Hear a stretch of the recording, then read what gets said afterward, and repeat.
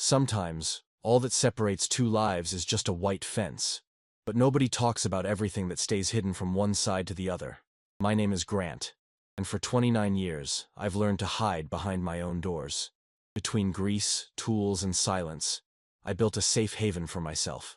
My day starts long before anyone else even thinks about getting out of bed. While the neighborhood is still deep in the pre-dawn quiet, I've already got my coffee ready, leaning my elbow on the kitchen window. Being a mechanic in a small, rural American town means knowing everything about other people's cars, but nobody knowing much about you. That's how I moved on after a breakup that took a piece of my courage with it. Immersed in work, in routine, in the familiar sounds of the garage door opening, the intense smell of burnt oil, the predictable comfort of engine noises. Deep down, I knew I was just pushing time forward, waiting for the pain of the days to pass like the dull rumble of broken cars. Even surrounded by the distant hum of the neighborhood, the truth is, my life remained isolated. The details of my routine, the cold touch of tools in the early morning, the slightly sweet smell of cereal with milk, the radio crackling an old station as I assemble or disassemble engines in the shop, were all I had.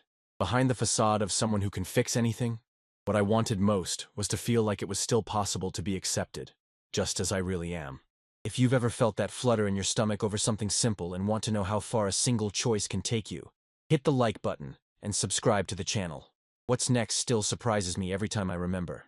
I live in a typical suburban house, one of those with wide windows and a wooden porch. My piece of land isn't big, but I've always made sure to keep the lawn trimmed, the fences standing, the flower beds neatly lined. In the morning, the smell of damp grass mixes with the fresh steam from my coffee, as the sun begins to stream through the living room curtains. I grew up thinking tranquility was a privilege. Today, it's almost armor. The neighborhood pulses slowly. There's always the subtle dance of leaves on the sidewalks, dogs barking in the distance, kids bustling off to school. But from my corner, I prefer the silence between small tasks and the controlled noise of my routine.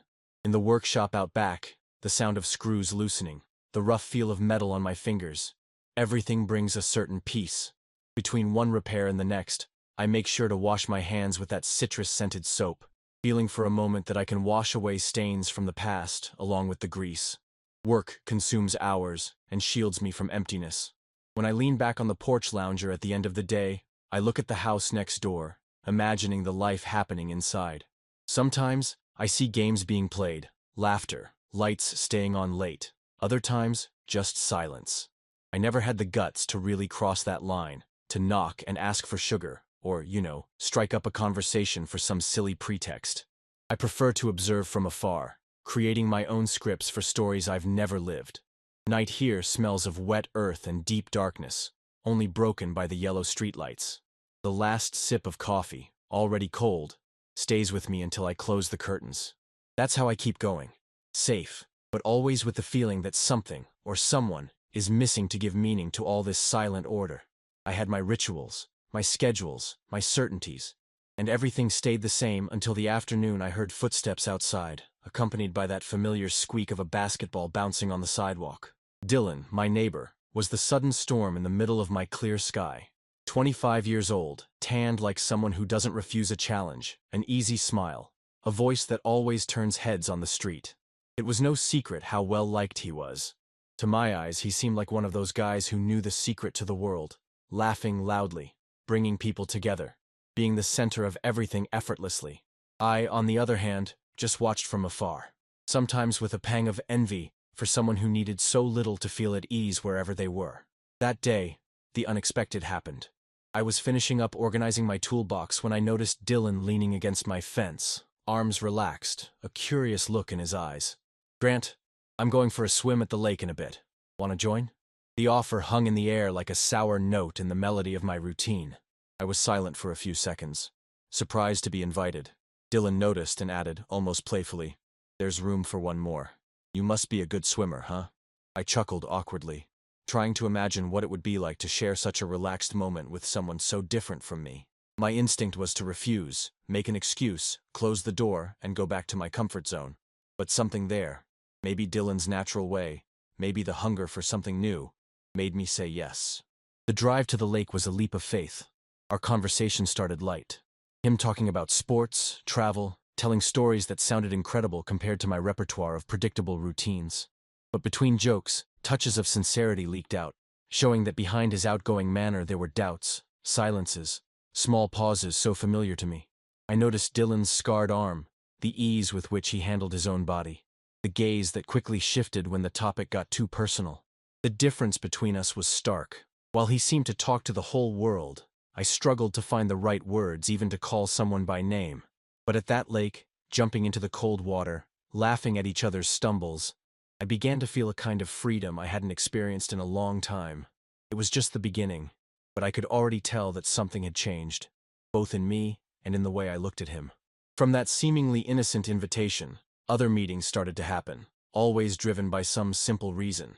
Dylan had a knack for turning any activity into an event, and without realizing it, I let myself be swept along. If he showed up with sandwiches and a pitcher of iced tea in front of my garage, there was no point in refusing. If he needed help fixing something at his place, a dripping faucet, a broken vase, anything, there I was, pretending I could fix everything just to get a few more minutes of conversation. One afternoon we decided to paint the fence. Dylan, shirtless, joked about my seriousness, and I, awkward, found myself laughing out loud after a long time. The paint splattering on our skin, our shoulders lightly bumping, the sun warming the wood, everything took on a different rhythm near him. Our conversations started to gain depth, even if disguised as jokes.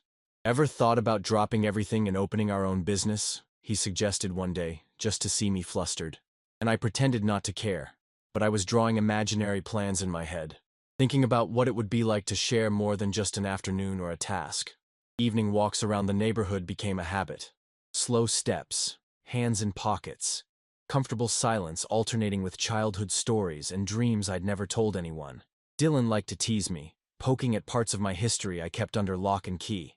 At first I'd give evasive answers, but little by little I gave in, showing some cracks in my internal wall. One night, I invited Dylan for dinner on my porch. I cooked my simplest dish, pasta with tomato sauce, the kind only someone who's lived alone learns to appreciate. He complimented it excessively, laughed at my attempts to recall family recipes, and ended up doing the dishes while I made coffee. We stayed there, listening to quiet music, watching the sky darken slowly, each lost in our own thoughts, but with the strange certainty that there was no better place to be. And so, between everyday chores and casual conversations, our friendship grew stronger. It wasn't fast or obvious, but it was real. With him, I learned that sharing silences can be as intimate as sharing secrets. It seemed small, but in those simple moments something new began to grow, a feeling hard to name, but impossible to ignore. As fluid and peaceful as those days felt, the old fear still lurked. There were nights when, lying in bed, I replayed every word said, every gesture interpreted. Did Dylan see something different in me, or was it all just innocent friendship? Despite the lightness he brought, there was an abyss between what I felt and what I had the courage to show. The scars of my last relationship were still there, hidden in automatic gestures and rehearsed answers. I was afraid of taking risks, afraid of what others might think, afraid of losing the little I was managing to build. I'd always been good at self-sabotage, at pushing away anyone who might discover too much. With Dylan, it was different. He'd bring up things I preferred to keep buried, and at the same time, he'd show small insecurities, like someone opening a book halfway just to give you a cue to continue the story. The difference between our worlds became even more evident when we were around other people. It was easy to get lost in his charisma. Everyone liked Dylan, and he seemed comfortable in every setting. I, on the other hand, was always on alert, paying attention to glances, inside jokes, subtleties. Sometimes, while he joked with mutual friends, I felt like a stranger in my own life. Once, in a dimly lit conversation, Dylan commented on how strange he found it that I never showed up with anyone. I smiled, dodged the question, made up an excuse, but the question kept vibrating inside me. How long could I hide desires, wants, fears? And what if, one day, I decided to cross the line? Would he still be by my side, or would everything fall apart? The winds of uncertainty blew strong, even in the calmest moments. I wanted to get closer, to speak, to risk it. But the pain of losing what had barely begun was greater than the urge to confess my feelings. I stayed there, between the comfort of daily gestures and the discomfort of not being completely truthful. Little did I know that life had its own plans for us. Sometimes, everything changes in a small detail, A shift in tone of voice, a look that lasts a few seconds too long. Dylan's invitation to camp in Canyon Pines seemed casual, but for some reason it affected me differently. Agreeing to that weekend was like opening a door inside me that I'd always kept locked. Maybe because there, surrounded by tall trees and away from the neighborhood noise, masks fell away more easily. We arrived at dusk, after a road that snaked through the forest. The smell of pine resin and the sound of dry leaves under our boots already hinted at another world, almost out of time. Dylan carried the tent on his shoulders and joked about my methodical way of organizing everything. It was easy to laugh with him, almost as easy as hiding the butterflies in my stomach that had been with me all day. We set up camp side by side, each in silence for long minutes, listening only to the rustling of leaves and the distant snap of a broken branch. Night descended slowly, painting everything a deep blue. I made dinner in a small pot. Instant noodles, thin sauce, stifled laughs. He pulled a thermos from his backpack, poured me a sip of coffee, and we sat there on a log, watching the small flames of the campfire stubbornly fight the wind. Before I knew it, tiredness weighed on my shoulders. Dylan got up first, grabbed his flashlight, and gave me that quick glance, as if waiting for my signal. We went to the tent, feeling the temperature drop more and more. Inside, the space was tight, just one narrow sleeping bag and 2 old pillows he'd brought from home. The cold from the ground seemed to creep up my body, and we exchanged awkward glances, each pretending it was no big deal to share so little space. It took me a while to relax, my body tense, my mind racing with every breath he took next to me. Dylan broke the silence, softly. I never really liked camping alone. Last time I stayed up all night just listening to animals scratching the tent. I smiled faintly, trying to hide my nervousness. If any monsters show up, at least now you have someone to blame, I joked. And I saw a new sparkle in his eyes, something between challenge and sincerity. For a while we were quiet, listening only to the sound of our own hearts. I felt the warmth of his body so close, his arm brushing mine almost by accident. I started noticing every detail. The smell of his skin mixed with the soap he used, the texture of his messy hair on the pillow, the way his breathing fell out of sync when the silence grew intense. The night deepened, and our conversations gained depth with it. Dylan spoke softly, almost whispering, about how hard it was sometimes to seem so confident when, inside, everything was doubt. I always thought I had to handle everything myself, show that nothing bothered me, he confessed, looking at the tent ceiling. His words hit me in a place I usually avoided. I felt seen in that vulnerability, as if he finally saw everything I kept only to myself. Almost without realizing it, our hands touched in the middle of the sleeping bag, first lightly, then more firmly, as if searching for the exact fit.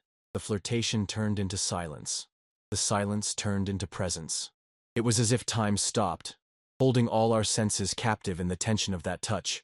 I felt my breath catch, my pulse quicken, the heat driving away the cold outside. Dylan turned on his side, his face inches from mine.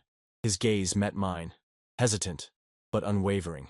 We didn't need words, just the sound of our breathing, just the pulse in the mountain silence, just the contained desire that, there, finally seemed to have a place to land. I've never been good at grand gestures. I've always preferred the language of closeness, of subtle touch, of a lingering gaze. And that night, it was exactly like that. Everything around us dissolving, leaving only the slow discovery of each other. The tight sleeping bag left no room for lies or safe distances. My hands found his in an uncertain gesture, seeking shelter, asking permission. Dylan responded by lightly pressing my fingers, his thumb drawing slow circles on the back of my hand. It was like a silent code. I'm here, I'm not leaving. Our faces drew closer in the dark. I felt the warmth of his skin, his stubble lightly grazing, the woody scent of the pillow. When our lips met, it was like an ancient secret being shared. Nothing urgent, nothing exaggerated, just the confirmation of something that had slowly grown in the space between us. The kiss was hesitant, but full of meaning. A silent invitation to keep exploring, without fear. My senses seemed heightened. The warmth of Dylan's body pressed against mine was like a blanket against the night's cold. I felt his fingertips sliding across the back of my neck, and with each touch, my skin responded as if waking after a long winter. His hands traced slow paths, discovering contours, respecting boundaries, moving forward when they felt safe. I explored too. I touched his chest, felt his breathing quicken, noticed his heart beating as fast as mine. The sound of the night outside was distant, muffled by the rhythm of what we were experiencing inside. With each gesture, desire mixed with tenderness. The sleeping bag slipped from our bodies, bringing a pleasant shiver. Our legs intertwined in an almost childlike way, seeking contact, belonging. Intimacy didn't come as a surprise, but in waves, as if with each touch, trust took root even deeper. I never thought I could feel so free in such a small space. Dylan whispered my name once, softly, just to make sure I was there, whole. I kissed his forehead, let my fingers run through his hair, felt the warm skin under the tip of my nose. When he smiled with his eyes closed, I understood. There was no need for haste, no promises. What we had was the present, and it was enough. The night slowly passed, our bodies discovering each other between pauses and silences. Every touch was a deepening, not just of desire, but of who we were when no one else saw. And if there was anything more striking than anything else, it was the way Dylan held me tight, resting his face against my chest, and stayed there until he fell asleep, as if finding refuge was the best gift anyone could receive. When I woke up, morning filled the tent with a pale light, filtered by the trees. For a second, I thought it had all been a dream, but I felt the weight of Dylan's arm across my waist, and knew something had, in fact, changed. I lay still, listening to the sound of birds outside, feeling his slow, rhythmic breathing as he still slept. Never had a morning felt so light, unhurried, without urgencies.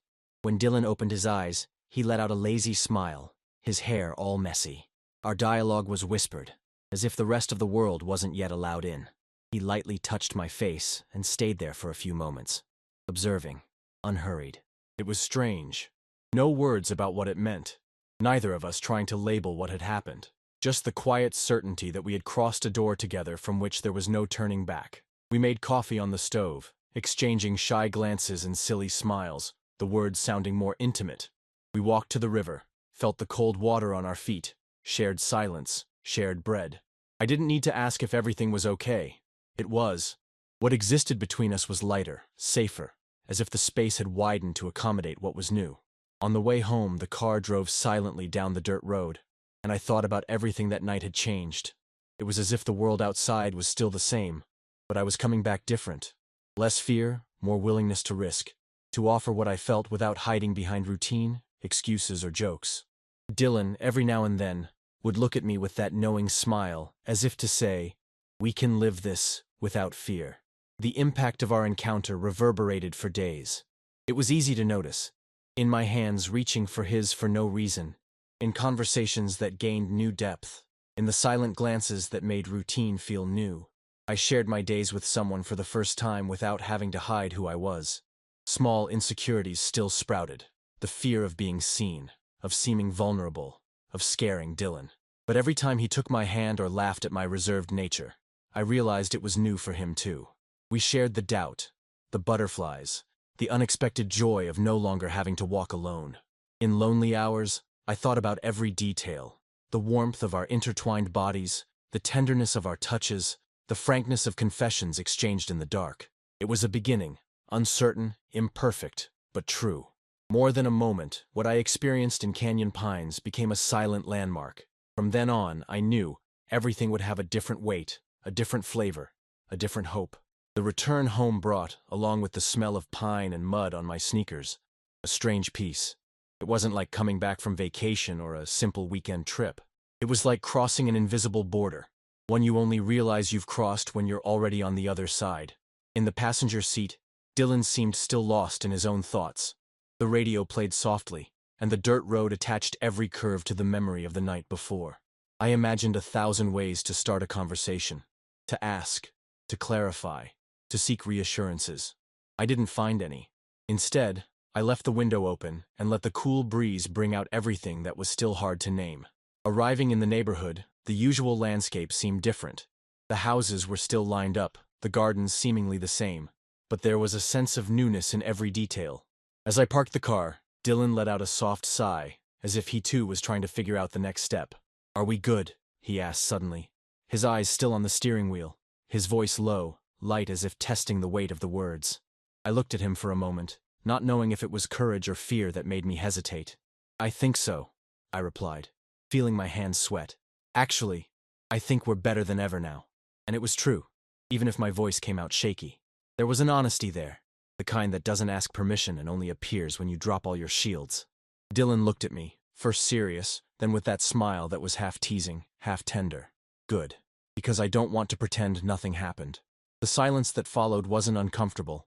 It was a space for decision, an invitation to choose again. Not just each other, but a new way of living. Throughout the week, routine continued, but it was never the same.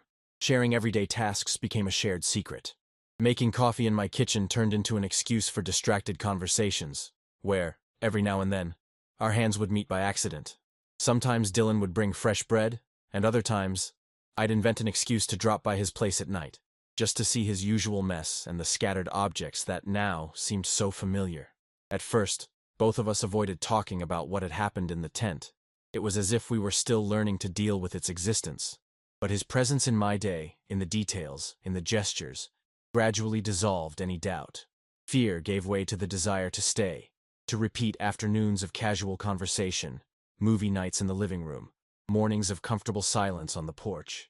The funny thing is, even without grand promises, the decision to stay just came naturally. There was a day when, after we fixed a leaky garden hose together, Dylan showed up at my door with 2 mugs and an invitation that seemed more symbolic than casual. Come have coffee with me, but it has to be now while it's still hot. I sat next to him on his porch, watching the sun begin to set behind the rooftops. He took off his shoes and rested his feet on mine, as if saying, without words, I'm here. You stay too. We sat in silence for minutes, just listening to the sound of the wind and the distant hum of kids in the street. Without warning, Dylan rested his head on my shoulder and stayed there, light, simple, breathing as if we needed nothing more than that moment. It was that Sunday night, as the lights in the neighboring houses went out, that I understood. There was no longer any doubt between goodbye or staying. Leaving was never a real option. A part of me still feared vulnerability, the possibility of exposing too much or wanting too much. But being with Dylan was like rediscovering my own home, finding refuge in a place that had always been there, waiting to be truly inhabited. Routine gained a new color. I started noticing the small changes, the way he arranged books on his shelf with no order, the scribbled notes on the fridge, the leftover toothpaste squeezed to the side, and the socks tossed around the room. Little by little, his marks added to mine, filling spaces that were once only mine. Fears gave way to new questions, lighter, more curious ones, disguised as jokes, but meaning. How far do you want to go with me? And that's how, without grand ceremonies, we decided to stay. To stay together, to discover, to make mistakes, to get it right, to experience. It was stronger than any fear.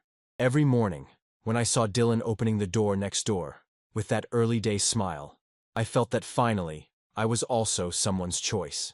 The first time I silently admitted, just to myself, that I wanted this permanence, was on an ordinary night. Him lying on the couch, his feet crossed on my lap, reading some magazine. The house was silent. Every now and then, without even realizing it, my hand would seek his. It was a small confession that I didn't want to, and couldn't, go back to my old life. Even in moments when insecurity hit, when routine seemed to threaten to swallow what only we two knew, the desire to stay was stronger. The simple gestures, a perfectly brewed coffee, a light touch in the grocery store aisles, an invitation to dinner on Friday, built our new daily life. No need for eternal promises, just the sum of the days, the silent renewal of the desire to choose, once again, to stay. Dylan, in turn, also revealed himself, little by little. One night, out of nowhere, he told me, "It's strange to know that someone truly knows me inside and out and still doesn't leave." I smiled a little shyly, but I understood what he meant. Being exposed like that, without armor, was scary, but also the truest thing I had ever experienced. Gradually, our fear turned into an inside joke. When doubt appeared, someone would quip, "If you don't want me anymore, just leave a note on the fridge." And we would laugh, because we knew that in practice, the note would never arrive. One Saturday morning, while we were raking leaves in the yard, Dylan looked at me with a mischievous look. "I was thinking of going to my aunt's farm next weekend. Want to come with me?" The invitation wasn't just a trip, it was a symbol. I replied without hesitation, "Of course, if it's with you, I'm in." And so, we made space for the future without rush, without maps. The decision to stay wasn't pronounced, it was lived. Every day, in the small details, in the silences that needed no explanation, in the way that now, time spent with him had become the safest place I'd ever known. It's hard to explain how much everything changed, even with so little apparent difference. On the outside, I'm still the same. Grant, suburban mechanic, teller of bad jokes, shy in first conversations, coffee addict, meticulous about his front lawn. But inside, an infinite number of doors have opened. Loving in my own way, without hiding, became less of a risk and more of a choice. I reflect a lot on what I've lived since that swimming invitation. I feel that every time I allow myself to cross an unknown frontier, I discover not only the other person, but a more whole version of myself. Before Dylan, I inhabited a predictable world, made of safe routines and camouflaged emptiness. The fear of losing someone always spoke louder than the desire to show myself completely. Today, I still have fears. It would be a lie to say I don't. I still catch myself rehearsing words, testing limits, playing coy when the subject gets too close. But I've discovered that when someone stays by your side, even after seeing everything, you don't have to rush. You can live at your own pace, in your own time, with no rush to define the future. Dylan taught me to value the present. Love settles in small gestures, in spilled coffee in the morning, in silent support during a difficult day, in exchanged glances during a simple dinner. I learned not to seek eternal guarantees, but to trust in each morning, in each renewed choice, in each new chance to stay. The invitation to go to the farm was one of those silent landmarks. No declarations were needed, no elaborate plans. Just going, being, building together. And so we continued, without labels, without demands, discovering a life together full of improvisations, lightness, mistakes, and successes. I started paying attention to details that used to escape me. The feeling of coming home and knowing someone is waiting. The pleasure of inventing recipes, even if they turn out wrong, just to ensure a night of laughter. The comfortable silence walking side by side, as if our whole bodies were saying, "You belong." Sometimes I think about everything I had to go through to get here. The silence, the fear, the insecurity, the desire to meet others' expectations. It took me time to understand that truly living is an exercise in daily courage. That loving is, first and foremost, being honest with yourself. And that it only makes sense if you take off your armor, wash your hands after the grease, and finally allow someone to see what's underneath. If this story resonated with you, or if, in some way, it inspired you to look kindly at your own encounters and missed connections, please like this video, subscribe to the channel, and keep following along. There's a lot of life ahead, and I promise to share every step of this journey with you. After all, the best stories never happen alone. And the next chapter can start now, on this side or that side of the fence.